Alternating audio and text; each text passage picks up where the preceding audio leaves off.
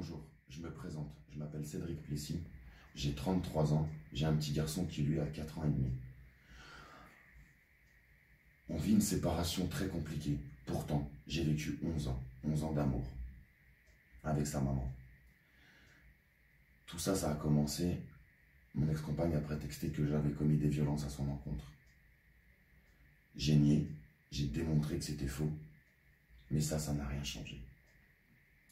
Elle a fait condition, et elle fait toujours condition de notre enfant.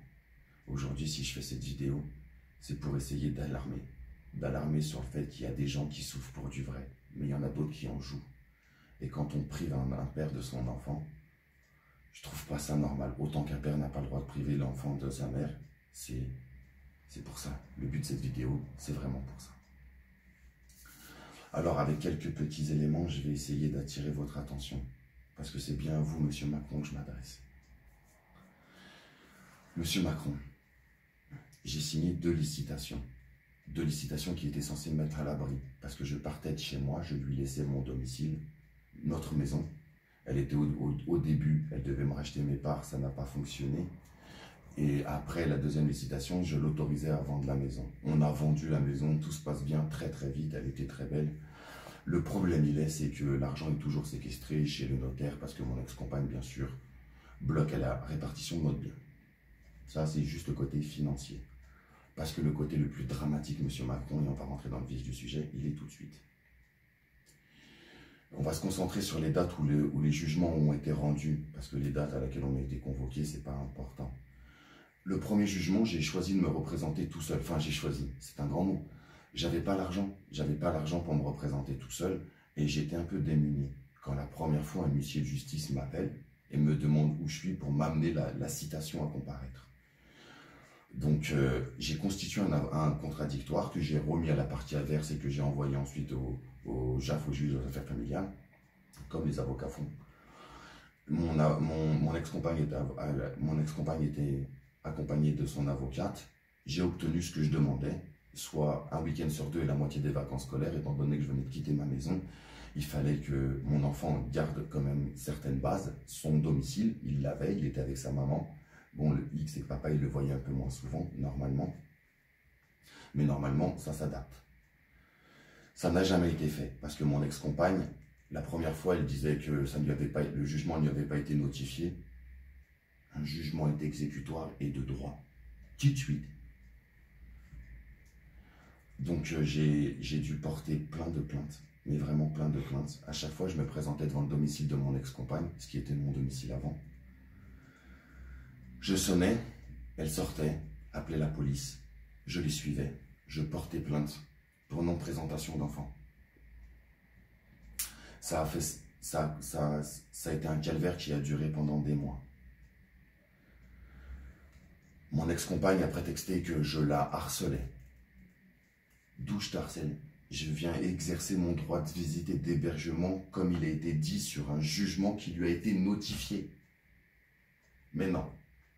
Elle a choisi de partir vers Nice alors que je lui avais laissé la maison. Elle est partie vivre chez ses parents à Nice. Je ne le savais pas. Elle est partie sur ma garde. J'entends par là que le samedi, j'étais en train de porter plainte parce qu'elle ne me donnait pas mon enfant. Et le lundi, j'apprenais que mon enfant était à Nice. Et je ne savais pas combien de temps, ni qu'est-ce, ni quoi. Bien sûr, à chaque fois, j'ai encadré ça par la police nationale. J'ai fait vraiment le nécessaire et tout ce que je dis, je peux le prouver. Le 12 octobre a été rendue une décision à Nice. Parce que mon ex-compagne m'a à nouveau assigné. Parce qu'elle avait changé de domicile. Et qu'elle se domiciliait du coup chez ses parents. Donc là, j'ai essayé de mettre en place la vidéoconférence. La vidéoconférence, je l'ai mis en place à 2 reprises avec le TGI de Pontoise. Ça n'a pas fonctionné. Le magistrat au bout du fil me met un gros coup de pression et me dit de descendre à Nice ou de me faire représenter, mais que le jugement a lieu. Donc le jugement a eu lieu, je me suis représenté tout seul, parce que le déplacement, je vous cache tout ça, hein. Je me suis représenté tout seul, mon ex-compagne bien sûr avait un nouvel avocat. Je demandais moi la totalité des vacances scolaires, étant donné que il est à Nice maintenant, et ça je peux malheureusement rien y faire, on m'a pas demandé mon choix, mais je suis bien obligé de m'y plier. Et je demandais donc la totalité des vacances scolaires. Le JAF ou le juge aux affaires familiales là-bas a été sensible encore une fois à mon histoire, a lu et a pris en compte chacun des éléments que je lui accordais et m'a accordé à condamner mon ex-compagne et j'ai obtenu la totalité des vacances scolaires. Enfin, la totalité des petites vacances parce que les grandes vacances et celles de Noël, on se les partage, c'est normal. Mon ex-compagne n'était toujours pas d'accord de cette décision. J'ai fait les 1000 km parce que j'habite Paris et Nice. J'ai fait les 1000 km aller-retour pour rien du tout parce qu'en arrivant là-bas, son père avec un grand sourire me disait que mon ex-compagne était partie en vacances. Mon ex-compagne a fait appel de cette décision. Le jugement a été rendu le 31 mai 2018. On me laissait 15 jours, monsieur. 15 jours pour se représenter. 15 jours pour une histoire aussi lourde que j'essaie de représenter comme ça, petite, dans une vidéo. Ce qui est très dur. J'ai pas pu trouver d'avocat. Je sais pas si je m'y suis mal pris. Je sais pas si j'aurais dû essayer plus. J'ai pas trouvé d'avocat. Donc j'ai essayé de constituer un contradictoire, comme je l'ai toujours fait. Ce même contradictoire que j'ai déposé, juste entre parenthèses, le 26 juillet 2017, au ministère de la Justice situé place Vendôme. Je voulais vous mettre un petit peu au courant du calvaire que j'étais en train de subir. Bref, le 31 mai 2018 a été rendue la décision à Aix-en-Provence où je devais revoir mon enfant dans une structure encadrée et où sur des lignes qu'un juge écrivait, c'était limite les phrases de mon ex-compagne. C'était devenu insupportable, c'était devenu inentendable. Mais c'est dévastateur de lire des lignes comme ça quand on voit les deux jugements que j'avais eus avant. Donc, dans ma tête, je me suis dit, c'est la cassation. Je dois aller en cassation. J'ai démarché la cour de cassation, il n'y en a qu'une, elle est à Paris, ils sont tous adorables. Et ils m'ont dit que non, comme j'avais une défaillance au niveau de ma défense, que j'avais été jugé à dépens, ça veut dire qu'il n'y avait que les éléments de la partie adverse qui avaient été pris. Moi, tout ce que j'ai fourni, rien n'a été lu. Je pouvais faire opposition. Constituer une opposition, c'est prendre un avocat, chose que je n'avais jamais fait auparavant, et travailler avec cet avocat pour constituer cette opposition, pour ensuite essayer de refaire un jugement. C'est ce qu'on a fait. Début août, on a déposé avec mon avocat, Maître Musin, qui elle est situé à Aix-en-Provence. Nous avons déposé et nous avons constitué l'opposition. Le jugement a eu lieu de nouveau en début d'année 2019 et a été rendu le 14 février 2019.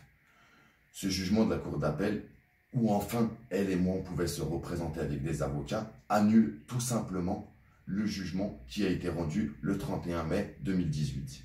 Condamne mon ex-compagne à me verser une somme et rappelle à tout à chacun le bon déroulement justement du rôle de parent. Monsieur Macron, si je vous fais cette vidéo aujourd'hui, je passe les 13 plaintes pour non-présentation d'enfants que j'ai portées et qui aujourd'hui restent encore en instruction. J'ai démarché encore une fois tout seul le TGI de Pontoise et celui de Nice pour essayer de les mettre en accord pour qu'ils puissent travailler parce qu'un jugement est fait là où l'enfant est logé et qu'aujourd'hui, cette démarche pénale, parce que tous ces jugements civils qui n'ont jamais été respectés, ma seule chance à moi c'était de porter plainte, en tout cas de faire valoir mon droit. Et aujourd'hui, on en est toujours à l'étape enquête. Moi, je suis un peu surpris et choqué, même interloqué, de savoir que quand on se fait flasher, c'est 3 jours après dans la boîte aux lettres. Que les comparutions immédiates pour les non-présentations d'enfants, ça n'existe pas. Que les enquêtes prennent beaucoup trop de temps, parce que nos enfants vieillissent. Et c'est pour ça aujourd'hui, c'est une grosse sonnette d'alarme que je veux sonner. Parce qu'aujourd'hui, après avoir gagné, monsieur, 3 jugements, et en avoir annulé un du coup, j'ai toujours pas mon enfant. Aujourd'hui, c'est carrément mon avocat qui parle avec mon ex-compagne parce qu'elle a récusé son avocat. Comme ça, on est sûr que les avocats ne peuvent pas parler ensemble et que la sphère, elle est bien bloquée. C'est vous donner un petit peu le son de cloche de la chose. Aujourd'hui, c'est trouver des solutions. Et des solutions, on peut en trouver. Dans ma tête, aujourd'hui, je me dis qu'un ministre qui est dans l'égalité, qui doit travailler pour l'égalité hommes-femmes, que les femmes soient payées autant que les hommes, et soient respectées. Et ça, c'est chouette. Mais pourquoi aussi on ne peut pas lui rajouter une tâche? Les femmes veulent une égalité et franchement, elles doivent l'avoir. Mais nous, les papas, on veut une égalité aussi. Une égalité face aux femmes. Les femmes veulent une égalité face à nous dans la vie de tous les jours et on est tous pour dire que c'est normal. Mais acceptons aussi que nous, les papas, on doit être égaux aux mamans. Et qu'aujourd'hui, ce ministre doit encadrer tout ça. Les séparations, le JAF, le juge aux affaires familiales, essaye de faire des choses. Mais qu'est-ce qui est fait aujourd'hui en France pour que le JAF, ces décisions, soient appliquées? Parce que dans mon cas à moi, j'ai toujours été entendu par la justice. Le gros problème, c'est que mon ex-compagne bloque tout. Et que je ne dois porter plainte, porter plainte, porter plainte. Et qu'il n'y a aucun débat. Il n'y a rien du tout, jamais. Je me retrouve aujourd'hui, pieds et poings liés, à attendre un jugement pénal. C'est pas rien quand même. Pour déjà plus de 13 plaintes, et là on en est bientôt à la 14e parce qu'elle ne me l'a pas présenté. Enfin bref. Aujourd'hui, monsieur Macron, on est dans un débat national et je voulais juste amener ma pierre à l'édifice. Tout ce que je dis, bien sûr, je peux le prouver, j'ai les éléments. Et voilà.